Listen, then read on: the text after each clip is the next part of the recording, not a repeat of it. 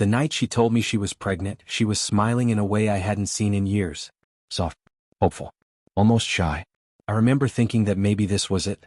Maybe this was the thing that would fix the quiet distance that had been living between us for months. She held the test in her hand like it was something sacred. "We're going to have a baby," she said. For a second I forgot how tired I'd been. I forgot the late nights at work. I forgot the arguments about nothing that somehow turned into arguments about everything. I just saw her. The woman I married. The woman I once couldn't wait to come home to. I hugged her. And when I did, she felt stiff. It was subtle. If you weren't paying attention, you'd miss it. But I've lived with her long enough to know the difference between joy and performance. Still, I didn't say anything. I told myself I was overthinking it, that maybe she was just overwhelmed. Pregnancy wasn't something small. It changes things. It makes people emotional. That night, she fell asleep quickly. I stayed awake. I did the math in my head. We hadn't been close. Not really. The last time we were intimate, it felt mechanical. Obligatory. A box to check so neither of us had to admit something was wrong. I counted backwards again. The timeline didn't sit right. The next morning, I asked her gently, "When did you find out?" She looked down at her coffee. "A few days ago." A few days. So she'd been carrying this alone. Smiling at me across the dinner table. Letting me talk about my week. Letting me plan a future that, apparently, had already started without me. I nodded. "We should see a doctor." She agreed too quickly. That was the second thing that didn't feel right. At the clinic, I watched her fill out forms. Her handwriting trembled. She kept her phone face down on her lap. Every few minutes it buzzed. She didn't check it. She didn't have to. I saw the name light up once before she flipped it over completely. Mark. I knew Mark. Or I thought I did. He was a friend from work. The kind of friend I wasn't supposed to worry about because I was secure, and not that kind of husband. I never liked him. Not because of anything obvious. Just the way he lingered in conversations. The way she defended him before I even said anything.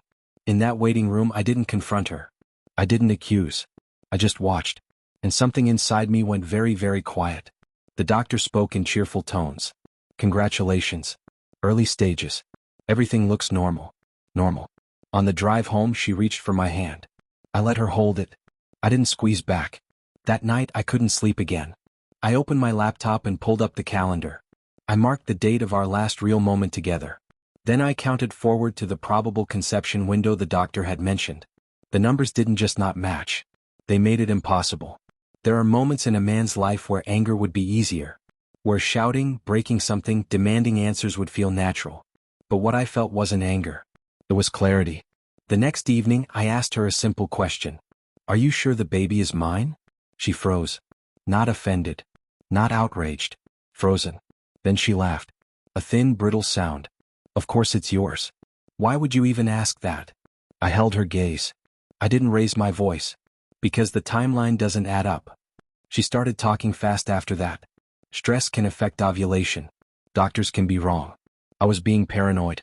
I was letting my imagination ruin a beautiful moment. She reached for my arm again.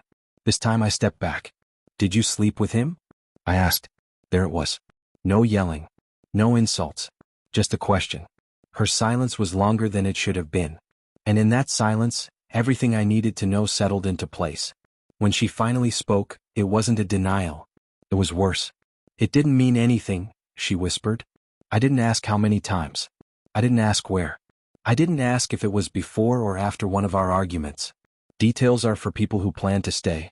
I just nodded. "So the baby isn't mine," I said. She started crying then. Real tears this time. She tried to explain. Said she was lonely. Said we had grown distant. Said she felt invisible. Maybe she was right about some of that. Maybe I had pulled away long before she did. But loneliness doesn't rewrite biology. And invisibility doesn't create another man's child. I walked into the bedroom and sat on the edge of the bed. I looked around at the house I had paid for. The pictures on the wall. The life I thought we were building. I realized something simple. If I stayed, I would spend the rest of my life pretending not to see what was right in front of me. I would raise a child that wasn't mine, knowing every day how it started. I would look at her and remember this conversation. And slowly, piece by piece, I would lose whatever respect I still had for myself. So I stood up. I walked back into the living room. She was still crying. "I won't raise another man's child," I said quietly. Her face changed then. Fear replaced guilt. Where are you going? She asked. I picked up my keys. Somewhere I can still look at myself in the mirror. I opened the door. And this time I didn't look back.